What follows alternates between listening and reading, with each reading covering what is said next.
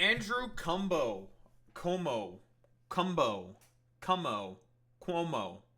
It's Andrew Cuomo, the rapist slash, I don't know, kills a bunch of grandmas. What do we got here? He decided to do a fucking press conference with some images of Hassan Piker and Zohran Mamdani because of the America Deserved 9/11 shit. Bro, what the fuck is this? It's so fucking funny because the only other dumbasses who basically just do this, I don't know, thing that Hassan was correct about, by the way. When Hassan was talking about America deserved 9/11, it's mostly a sort of critique of American foreign policy within the Middle East, right? Because again, who gave the Mujahideen a bunch of American-based weapons and stingers that are now basically seen as like a fucking meme? Oh, I wonder why. It was the fucking U.S. who did that, and then they decided to do an invasion of Iraq, and then as a result of that instability brought in by the first Desert War, or first Desert Storm campaign, rather, it caused instability in the region. Extremist groups were able to rise up, and they were the ones who helped conduct 9/11. Woke. I know it's crazy. I know. Who would have thought that such a thing could possibly happen because of that? So whatever. And then everything got worse after Desert Storm 2 or Electric Boogaloo. So obviously, yeah, it makes sense that people would argue that America deserved 9/11 because of the fact that a lot of American foreign policy within the Middle East basically made the groundwork for the conditions of a 9/11 to happen. But Andrew Cuomo doesn't give a fuck about that. He would prefer to basically desperately attack Zohran Mamdani over anything because I don't know if anyone knows about this, the current polling. He's not doing well. New York City mayoral poll shows Mamdani beating Cuomo by 10 points in head-to-head matchup. Ooh, not great. Not great there, cummy boy, cummy boy. Zohran Mamdani is holding his ground as the front runner in the race for New York City mayor, with another poll released Tuesday showing the Democratic nominee with a significant lead and beating former Governor Andrew Cuomo in a head-to-head contest. A new Marsit poll showed Mamdani leading Andrew Cuomo by 21 points, with 45% of poll takers saying they support Mamdani and 24% supporting Cuomo. Republican Curtis Sliwa received 17% and 9% backed Mayor Adams.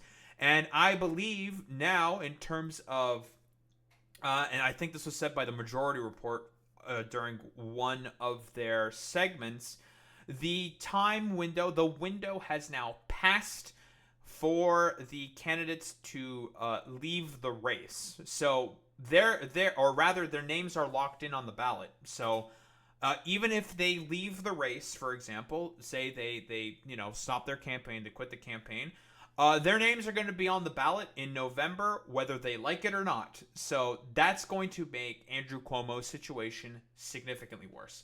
Because again, the only areas where he is going to basically lose supporters is to, well, Eric Adams and Curtis Sliwa. Because these three dipshits, Cuomo, Sliwa, and Mayor Adams, basically share a vote pool, a pool of voters. So that's cool. Those opposed to Mamdani, including President Trump, has urged for consolidation in the race to give one candidate the best shot at defeating the nominee. Well, because of their names now being locked in on the ballots, well, that's gonna make it a lot tougher. It's September, right? When's the New York City mayoral election? Let's see. When is the New York City mayoral election? When is this? November 4th, 2025. Still about 2 months left. That's cool. Great. Fantastic. So, yeah, that's going to make the situation much, much worse. And even in a hypothetical head-to-head between Mamdani and Cuomo, Zohran would win by 10 points. 49% to 39. Woof. That's crazy. And, yeah, Cuomo earns a majority of his support among Republicans and 50% support among unaffiliated. So typically, like, centrist dipshit conservatives. And young Democrats, where Mamdani, receives the majority of support, which, guess what, are the majority of people who live within New York. So that's cool. And as like a sort of like further like nail in the coffin of Andrew Cuomo, Kathy Hochul, the governor, has now endorsed Zohran Mamdani. And a lot of the sort of Democratic establishment is starting to coalesce more and more around Mamdani, right? I know that Senator Chris Van Hollen, I don't know if he's like really establishment, light progressive, I'd say. He's good on he's been good on like Israel Palestine and also Kilmar Abrego Garcia. I do like Chris Van Hollen, relatively speaking. Uh, but yeah, a lot more people are starting to coalesce. I mean, it tells you just how out of touch people like Hakeem Jefferies and Chuck Schumer are, who are not fucking endorsing Zohran Mamdani, who basically, well, won districts that they used to represent by at least 12 to 10 to 12 points. So that's pretty cool.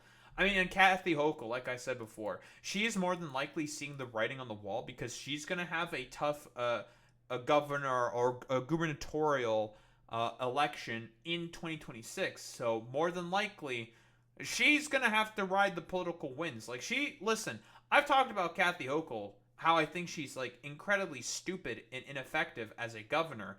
But when it comes to reading the political winds and the political tides and doing politics, it seems like she's being a bit more effective in that particular respect because she sees potentially the writing on the walls saying like, yeah, I'm going to have to be on Mamdani's fucking good side, relatively speaking, if I want to make sure that I can get through my gubernatorial election to maintain my spot as governor. So I may have to basically do an assessment of the political winds here and try to ride that into a particular position, which makes sense. Hey, so long as it produces the effective outcome. I'm curious what she said. Why I am endorsing Zohran Mamdani. What do we have here? 4 years since I became governor of New York, one of my foundational beliefs has been the importance of the office working in hand with the mayor of New York City for the betterment of the 8.3 million residents we both represent. The question of who will be the next mayor is one I take extremely seriously and to which I have devoted a great deal of thought. I'm endorsing Assemblyman Zohran Mamdani. In the past few months, I've had frank conversations with him. We've had our disagreements, but in our conversations, I heard a leader who shares my commitment to a New York where children can grow up safe in their neighborhoods and where opportunity is within reach for every family. I mean, this has been a consistent position with Zohran Mamdani, trying to do everything possible to make, well, New York livable within New York, for New Yorkers. He's for New Yorkers, right?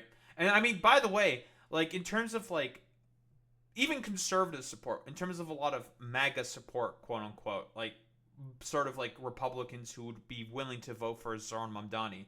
And I think this was where the brilliance basically shows threadbare. Within that fucking, I think it was the first debate during the Democratic primary where all the stupid dumbasses ask each candidate, where would you like to visit? And try to like, where would you like to visit? Where would you like to do a visit as like the mayor of New York City? Like most of them basically all said Israel. And the only motherfucker who said like, I would like to just stay in New York. I'm going to stay in New York and improve the lives of everyone within the 5 boroughs. That was like a perfect fucking answer.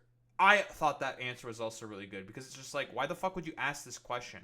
Because the real purpose of asking that question was to try to get Zohran in a fucking gotcha, saying that he's like super oh, look at him, he's super anti-Israel, he hates Jews, blah, blah, blah, blah, blah. And that was like, I don't know, I don't know if it was like a coordinated attack with the Andrew Cuomo campaign. I wouldn't be surprised if that was the fucking case. But it was really, really fucking weird that was an attack. And he's been consistent on that, talking about like, listen, I don't want to do everything possible to make fucking New York City affordable. And there's tons of ways he could do it. For example, with freezing the rent, which is a thing that he can do as New York City mayor. Guess what? Bill de Blasio did that before. He got fucked with by Andrew Cuomo, but whatever. He wants to make grocery stores more affordable by doing a pilot program to see what happens if there are city-run grocery stores, which have been done in a lot of places like middle of bumfuck nowhere, Florida, Georgia, and Atlanta. Atlanta, Georgia. Very, very well-known communist liberal hotspots like random village in fucking Florida and Atlanta, Georgia. Very, very cool. I heard a leader who's focused on making New York City affordable, a goal I enthusiastically support. I also shared with him my priorities, making it clear that our police officers should have every resource to keep our streets and subways safe. I urged him to ensure that there's a strong relationship at the helm of the NYPD, and he agreed. Again, this like whole talking point that like Zohran Mamdani would defund the police, all he basically has said is that he'd rather reallocate resources from the fucking police. But it's of course every conservative dipshit has to go with this like dishonest fucking smear because again, for them they're just like a bunch of weirdo fucking crime freaks. Even though like crime within New York has been going down, it's been going down. So whatever, like stupid weird crime freaks as always. Even though like crime has not been all that bad within New York City, the only reason why it was going up and it was becoming less safe, quote unquote, within New York was because of COVID. It was because of COVID, but whatever, stupid. Oh boy, the need to combat the rise of anti-Semitism. Yeah, sure, because there's probably been a big rise of that. Whatever. Glad to see him meet with Jewish leaders across the city, listening and addressing their concerns directly. I look forward to working together to make sure New Yorkers of all faiths feel safe and welcome in New York City. Emphasized to him my belief in keeping and attracting businesses so that New York remains the center of global economy and create even more good-paying jobs for our residents. Affordability has been my top priority.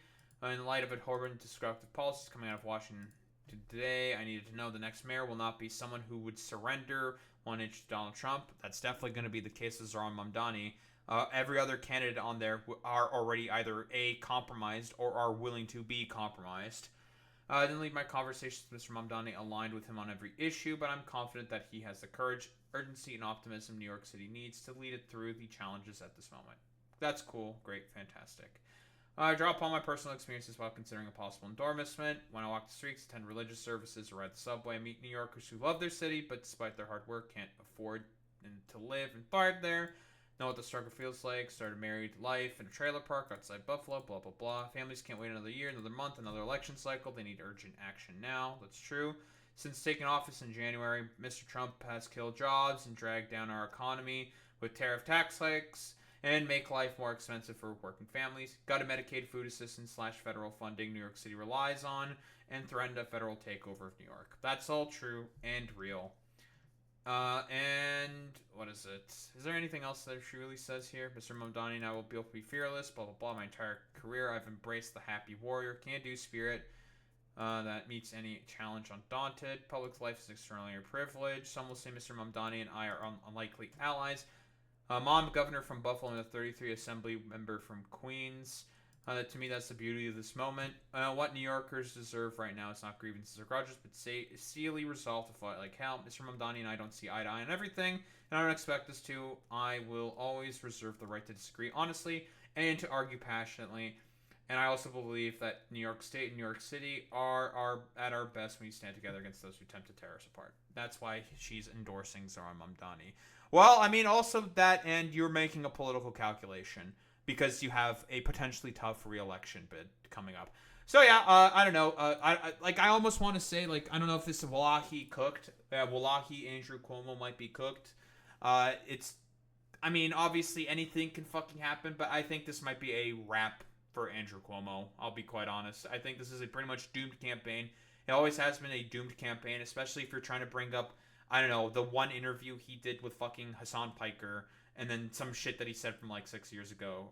6 years ago, which I maintain is still fucking correct.